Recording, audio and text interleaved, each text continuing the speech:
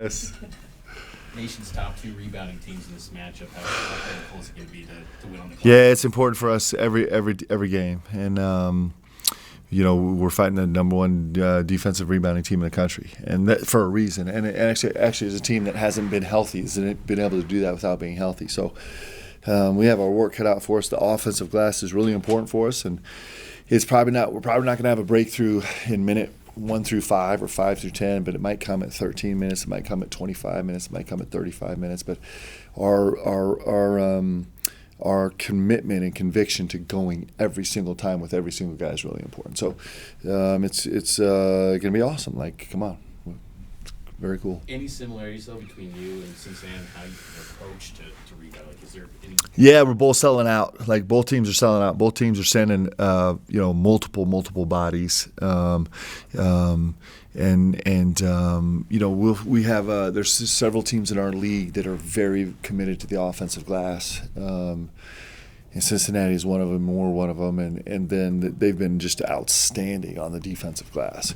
They have really special length. They'll probably start 7 feet 6'11", and guys that are really mobile and capable and great rebounders. Do you have a specific way you want to use Foose coming back, or is it sort of just kind of see how it goes? Well, we're still dancing with him a little bit. He has been in practice Monday and Tuesday. We were off yesterday, and he is. I'd like to use him full speed. Is how I'd like to use him, and so we're hoping he's really close. He's knocking on the door for sure. When he does come back, will he be inserted back into the starting lineup, or do you want to maintain Khalifa there? Or I don't know. Ollie's been great. He gives us something different. Like the long-term vision would be to have those guys on the floor together a little bit. A lot of it will be dictated by his health, and we'll kind of figure it out as we go. Well, do you have a chance to be at full strength for the first time? We're close. We're really close. Dawson's recovery has been complicated, and so he's far from full speed.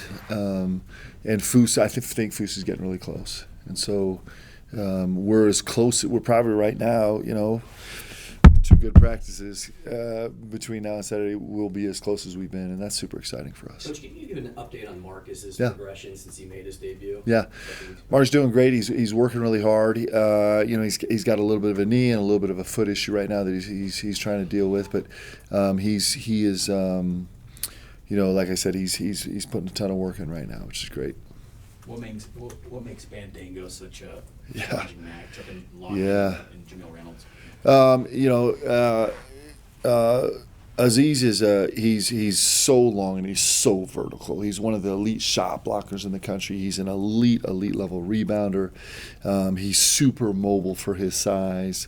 He's an elite level roller. He rolls so hard, and it's a race to the rim actually.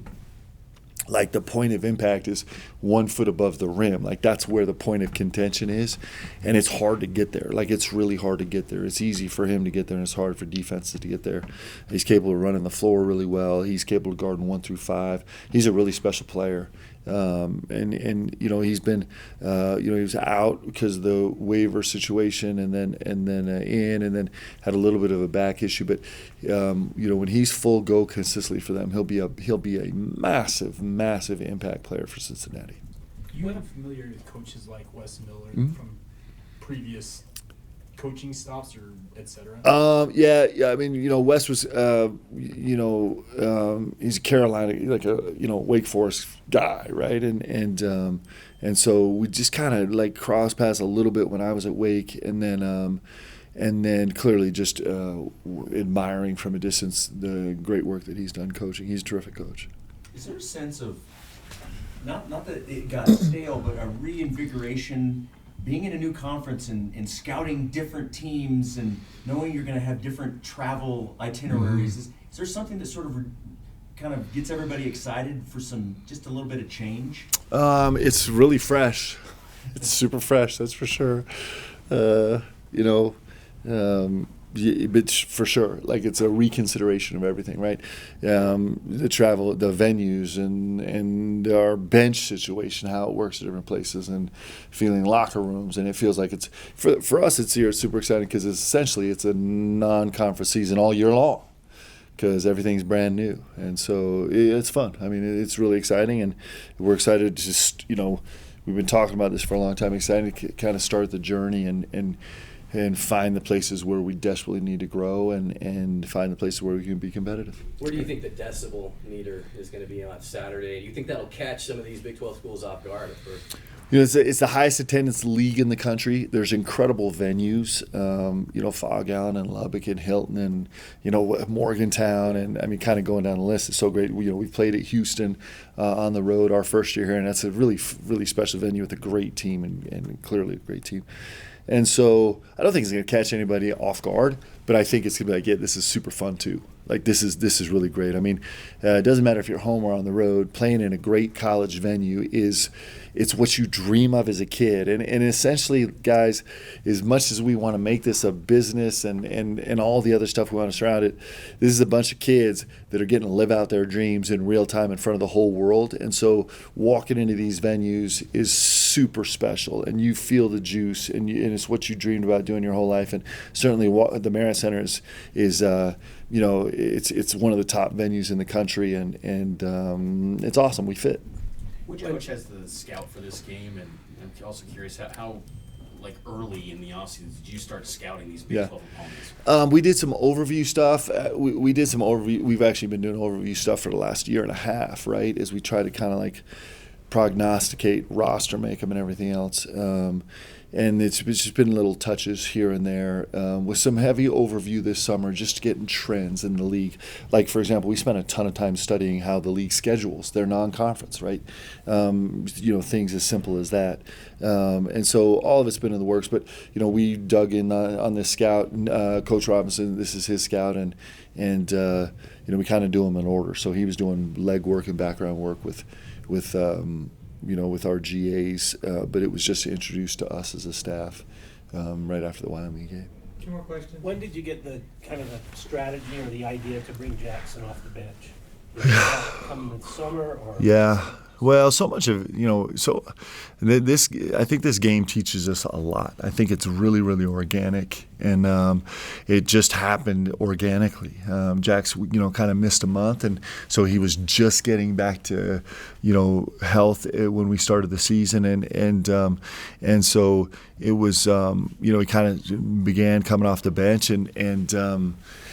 There's 100 reasons why we like the dynamic. Well, I'm not devoted to it. I mean, I could change any minute, but he's been a superstar coming off the bench. And, sometimes there's beneficial matchups. Sometimes it's really beneficial because all of us pay more attention to the scout of a starting five than we do with the subs. We all practice for the subs, but you kind of fall into the habit of spending more time there.